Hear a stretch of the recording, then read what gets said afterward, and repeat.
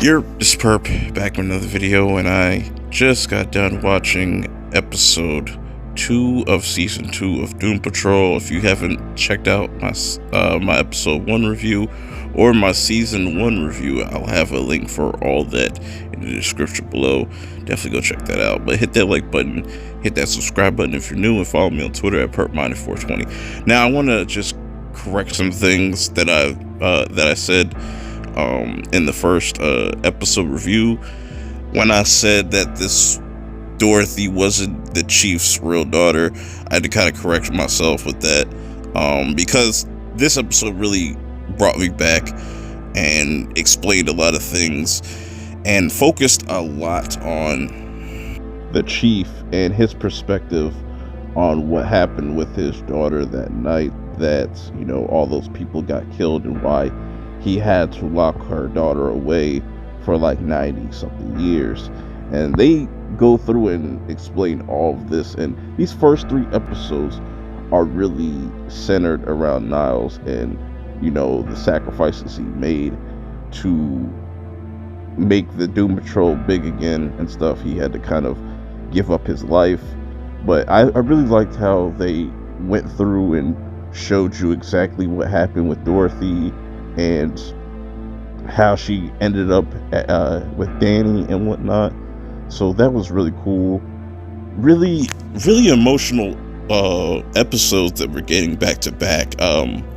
Very different kind of tone compared to the first season. You know, it's a little bit darker. These first 3 episodes definitely have like some horror vibes to it. It's pretty dope. Meanwhile, all this stuff is going on with Niles.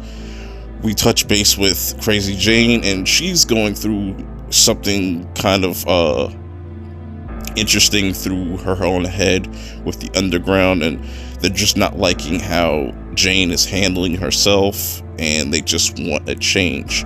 They want to find a new primary. So that becomes something in the next episode I'll talk about when I get there. But yeah, Jane is kind of struggling with everything. Meanwhile, pretty much the Chief breaks down to everybody that, you know, he's going to die because he gave up his kind of his immortality, I guess you would say, up to save his team, save his family. And it sucks because Cliff keeps like just digging into the Chief every episode. It's just, he really feels some type of way about the Chief and all the secrets that he's been keeping, and he's just not letting him, you know, slide, which is understandable. Everybody's kind of feeling different types of way towards the Chief. Larry's been very kind of to himself. He comes into the room saying his son died, and, you know, very sad stuff. Meanwhile, you know, Cyborg is trying to find himself and whatnot, and he finds himself a new love interest by the name of Roni. They meet in this like kind of like AA meeting, I guess, for vets, you know, this you know, injured vets and whatnot. They kind of kick it off. I don't know exactly where this relationship's gonna go, but we're just gonna have to wait and see. But now we get to the very interesting part of this episode, where Niles pretty much tells Rita there is a way that we can kind of stop this and stop this from happening, or slow this down, and you have to go take down this dude named Tyme, you know, the terrible Dr. Tyme,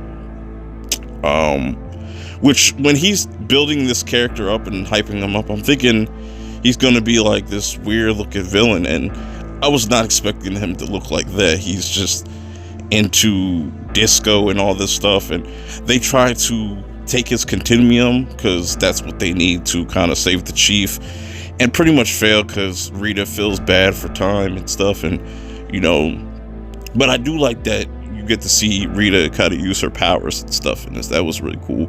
Meanwhile, Larry is pretty much having a reunion with his son, not in the way that you would want, but, you know, he still gets to say goodbye to his son, even though he's missed out on his whole entire life and just everything.